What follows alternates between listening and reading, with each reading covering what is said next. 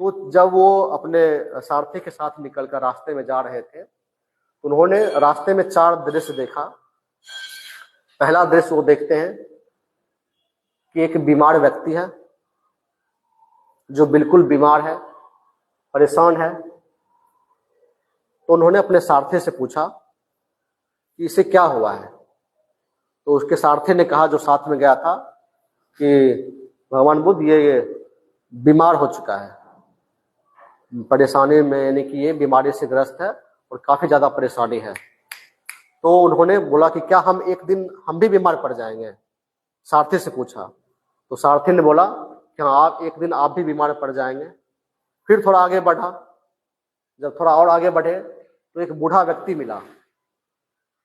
तो फिर उन्होंने पूछा कि ये इससे क्या हुआ, झुक के जा रहा है। बूढ़ा व्यक्ति होता है ना, लाठी लेके जाता है। वो 4 महल में वो जो रहते थे, महलों में कभी कुछ देखा ही नहीं उस तरह का। अब बूढ़ा अंगरक्षक तो होता नहीं है ना। राजा के महल में सब ताकतवर रहता है, जवान रहता है, सब मस्त रहता है, कोई बीमार भी नहीं रहता है। पहली बार बीमार व्यक्ति देखा। थोड़ा आगे बढ़ा तो एक बूढ़ा व्यक्ति मिला। तो फिर उन्होंने सारथी से पूछा, इससे क्या हुआ है। तो सारथी ने कहा कि महाराज, ये बूढ़ा हो चुका है। तो फिर उन्होंने सवाल किया, क्या मैं भी एक दिन बूढ़ा हो जाऊंगा। तो उन्होंने कहा, हाँ, एक दिन हर मनुष्य बूढ़ा होता है और एक दिन आपकी भी यही स्थिति होगी जो इस व्यक्ति की स्थिति है, और एक दिन आप भी झुक कर चलेंगे, वृद्धावस्था में आप भी एक दिन जाएंगे। तो फिर उन्होंने सोचा कि अच्छा, हम भी बूढ़े हो जाएंगे, हम भी बीमार हो जाएंगे। सोचते सोचते फिर आगे बढ़े, थोड़ा दूर और आगे बढ़े। तो फिर एक और तीसरा दृश्य दिखाई देता है। क्या दिखाई देता है? एक सन्यासी व्यक्ति मिलता है, जो गिरवा वस्त्र धारण किए हुए है। वो भी एक नया दृश्य था उनके लिए। 2 दृश्य जो देखा उन्होंने बिल्कुल पहली बार देखा था। तीसरा दृश्य में एक सन्यासी व्यक्ति जो होता है, वो गिरवा वस्त्र धारण किए हुए। तो उन्होंने सारथी से फिर पूछा, ये कौन व्यक्ति है, ये हम लोग से थोड़ा अलग दिखता है। उन्होंने कहा कि महाराज, ये सन्यासी है, ये संत है, जो संसारिक मोह माया से कटकर अपना जीवन अलग बिताते हैं और लोगों के भलाई के बारे में, समाज की भलाई के बारे में ये सोचते हैं और सबकी सेवा करते हैं। ये संत है, यानी कि ये सन्यासी हैं, जो संसारिक मोह माया से दूर हो चुके हैं।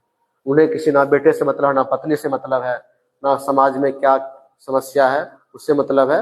वो उस मोह माया से दूर हो चुके हैं और अपने आप को ढूंढने के प्रयास में वो दुनिया से अलग हो चुके हैं। तो फिर उन्होंने बोला कि क्या मैं सन्यासी बन सकता हूँ। मन में सवाल फिर आया ना। फिर थोड़ा दूर आगे बढ़े। जो अंतिम दृश्य उन्होंने देखा, एक मृत प्राय व्यक्ति, यानी कि एक लाश उनके सामने से जा रहा था, यानी कि मरा हुआ व्यक्ति कोई पे लेके जा रहा था। हम लोग राम नाम सत्य करते रहते हैं ना। तो वो पहली बार उन्होंने किसी मरे हुए व्यक्ति को देखा। वो समझ नहीं पाए कि ये सोया हुआ है, इसे लेटा हुआ है, और उसके 4 लोग कंधा देके राम नाम सत्य बोल रहे हैं। सबका यही गत है ना। लोग रो भी रहे हैं और बिल्कुल वो जो मरने के बाद व्यक्ति जो लेटा अवस्था में होता है, लेटे हुए थे। तो पहली बार गौतम बुद्ध ने किसी मरे हुए व्यक्ति को देखा। उनके दरबार में कोई मरा हुआ व्यक्ति कभी तो देखा नहीं उन्होंने, ना कभी ऐसा कोई दृश्य देखने को मिला। तो उन्होंने फिर सारथी से पूछा, इसे क्या हुआ है, ये सोया हुआ है, सब इसको लेके जा रहे हैं, कुछ लोग रो भी रहे हैं, लेकिन वो कुछ बोल नहीं रहा, सोया हुआ है। उनके लिए तो अजूबा दृश्य था ना, कोई मरा हुआ व्यक्ति। तो उनके सारथी ने कहा कि भगवान बुद्ध, महाराज, ये व्यक्ति लेटा हुआ नहीं है, ये व्यक्ति मर चुका है,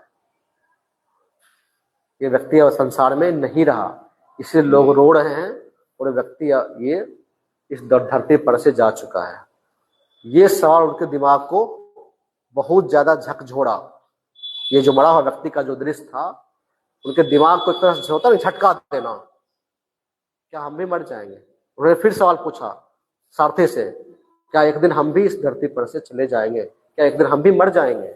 उन्होंने कहा कि हाँ महाराज, एक दिन हर मनुष्य को इस पृथ्वी पर से जाना पड़ता है और हर व्यक्ति किसी न किसी प्रकार से मृत्यु के गाल में जाता है, और मृत्यु असंभावी, यानी कि मृत्यु निश्चित है, सबकी एक न एक दिन मौत होगी।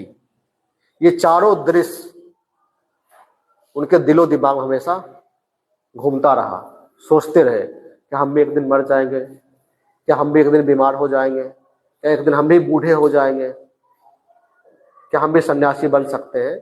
ये चारों दृश्य जो पहली बार उन्होंने देखा था, ये चारों दृश्य ने उनके जीवन को बदल के रख दिया और उन्होंने उसी दिन प्रण लिया कि हम इस संसारिक जीवन के जो मोह माया है उससे मुक्ति पाकर हम अपने आप को ढूंढने की तलाश में घर से निकलेंगे और वो फिर हमेशा हमेशा के लिए अपने बेटे राहुल और पत्नी को छोड़कर संसारिक जीवन का उन्होंने त्याग कर दिया।